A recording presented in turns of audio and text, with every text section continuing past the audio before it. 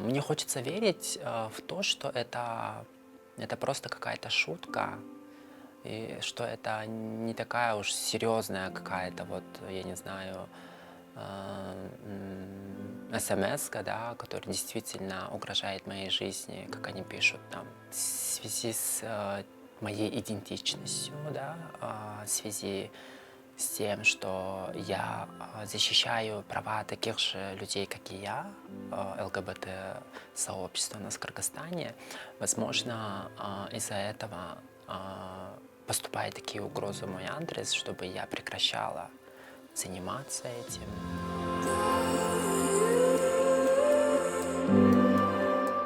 Ну, я думала после этой смс-ки, да, я думала, как мне реагировать на эту смс-ку, на эту угрозу, как мне дальше быть.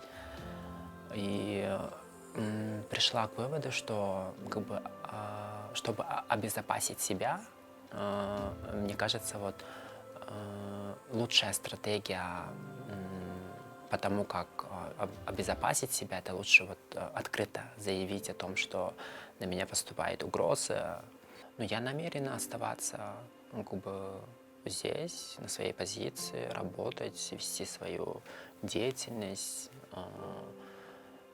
Я понимаю, что у нас есть очень много людей из транс-комьюнити, из ЛГБТ-сообщества, которые нуждаются в помощи, в поддержке, в понимании.